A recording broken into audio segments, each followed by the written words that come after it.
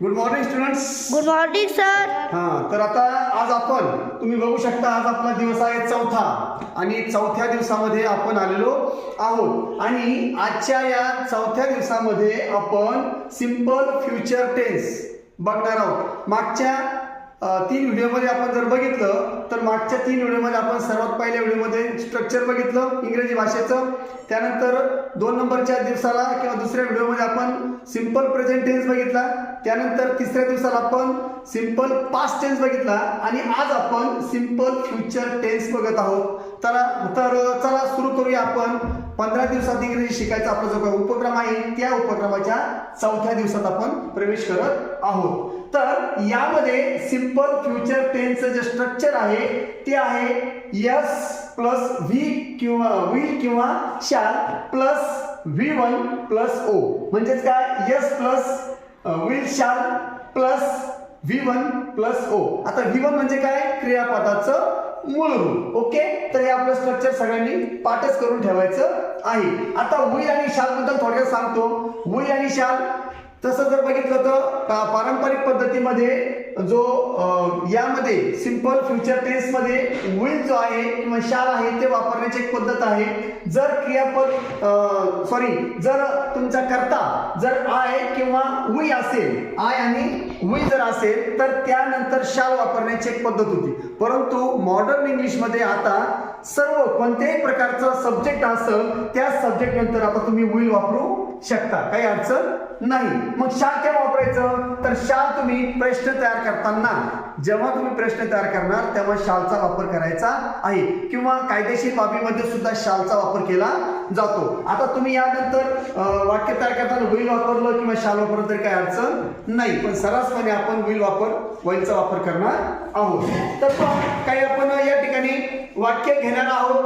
ते पहिलं वाक्य आपण घेत आहोत. काय पहिलं वाक्य? मी कबड्डी खेळणार.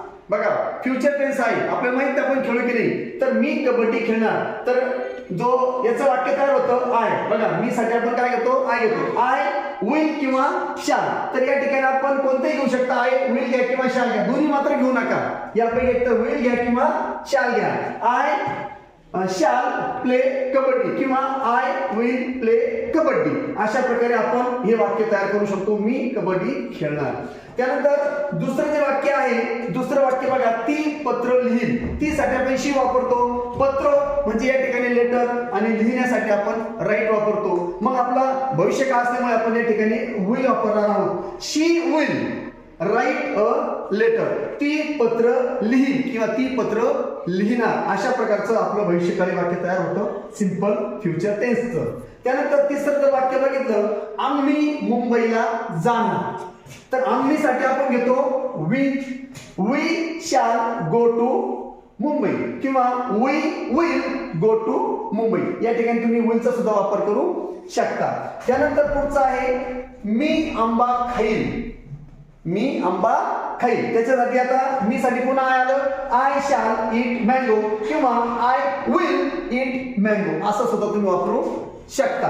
त्यानंतर पुढचं जे आहे, राजू गाणे गाणार. याच्यासाठी आपण काय वापरणार? Raju will sing a song. बघा विल आपण या ठिकाणी वापरलेलं आहे भविष्यकाळ असल्यामुळे. सिंग अ सॉन्ग क्रियापद आहे आपलं सिंग. तर या ठिकाणी तुम्ही बघू शकता यस प्लस विल किंवा shall plus V plus O. इथं सुद्धा हा यस आहे. त्यानंतर विल हे आहे व्ही. त्यानंतर हे आहे आपलं ऑब्जेक्ट लेटर. त्यानंतर पुढचं आहे यस हे तुमचं वी.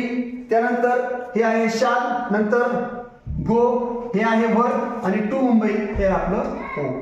त्यानंतर पुढचं पुन्हा हा आहे यस. त्यानंतर शॅल हे आहे व्ही आणि हे आहे ओ. यस प्लस शॅल किंवा will plus V plus O. आणि शेवटचं राजू हे आहे यस, हे आहे विल. त्यानंतर हे आपलं सिंग हे आहे व्ही आणि हे शेवटचं ओ. अशा प्रकारे हे जे स्ट्रक्चर आहे त्या स्ट्रक्चरनुसार अशा आपल्या प्रकारचे वाक्य तयार होतात. आता तुम्ही बघू शकता की कशा प्रकारे आपल्याला साध्या भविष्यकाळाची म्हणजे सिंपल फ्युचर टेन्सची वाक्य तयार करायची असतात. यामध्ये बदल काहीच नाही, फक्त काय आहे विल किंवा शॅल वापरायचं आहे. त्यानंतर क्रियापदाचं पहिलं रूप घ्यायचं आहे आणि सगळ्यात शेवट आपला जे काही कर्म आहे, ऑब्जेक्ट आहे ते घ्यायचं आहे. अशा प्रकारे या वाक्याचं स्ट्रक्चर आपलं तयार होतं. हे स्ट्रक्चर मात्र लक्षात ठेवायचे आहेत. आता आपण तिन्ही प्रकारची जी काही सिंपल प्रेझेंट, सिंपल पास्ट आणि सिंपल फ्युचरची जी वाक्य आहेत ती कशी बनवायची ती आपण अभ्यासली आहे. आता या ठिकाणी आपलं प्रॅक्टिस घेऊया, आपण थोडी प्रॅक्टिस बघूया. काय प्रॅक्टिस अँड होमवर्क दोन्ही गोष्टी आपल्याला करायच्या आहेत. तर शिक्षक उद्या शाळेत येतील. शिक्षक उद्या शाळेत येतील याचं इंग्रजी वाक्य तुम्ही तयार करायचं आहे आणि ते कमेंट्स मध्ये लिहून मला पाठवायचं आहे. त्यानंतर आम्ही टरबूज खाणार. आम्ही टरबूज खाणार याच्यासाठी तुम्ही काय वापरणार, कसं वाक्य तयार करणार मला तुम्ही लिहून पाठवायचं आहे. त्यानंतर पुढचं शर्मिला डान्स करणार. डान्स साठी या ठिकाणी आपण डान्सच घेतला आहे किंवा नाचणार. शर्मिला नाचणार असं म्हणलं तरी चालेल. त्या ठिकाणी डान्स ऑलरेडी मी वर वापरलेलंच आहे. त्याच्यानंतर पुढचं ते पपई कापतील. ते साठी आपण काय वापरणार आहे मी तुम्हाला शिकवलेलं मी सांगणार नाही. तर ते पपई कापतील याच्यासाठी तुम्ही इंग्लिश वाक्य तयार करायचं आहे. त्यानंतर रोशन माठात पाणी भरेल या ठिकाणी. तर या रोशन माठात पाणी भरण्यासाठी तुम्ही या ठिकाणी कशा प्रकारे फ्युचर टेन्स जे सिंपलचं वाक्य बनवणार आहे ते मला लिहून पाठवायचं आहे. आणि वैष्णवी दररोज शाळेत जाईल. यामध्ये तुम्ही बघेल की मी एक एक शब्द वाढवलेला आहे. तर दररोज साठी एव्हरीडे वापरायचं आहे. आणि माठात त्या ठिकाणी माठात पाणी भरेल तर या ठिकाणी इन द पॉट त्या ठिकाणी वापरू शकता. अशा प्रकारचे वाक्य तुम्ही तयार करायचे आहेत.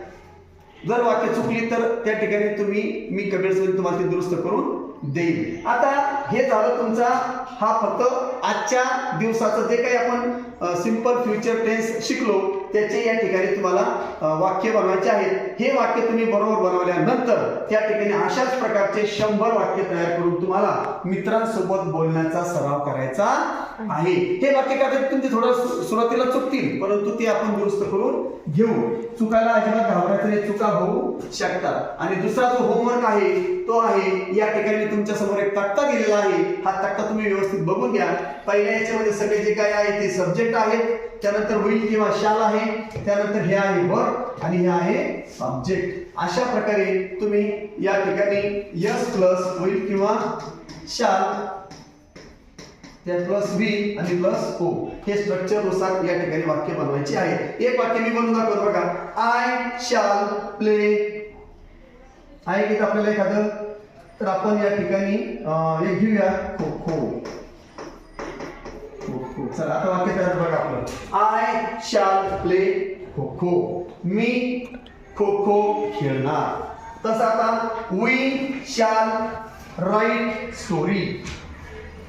लक्षात आम्ही गोष्ट लिहिणार.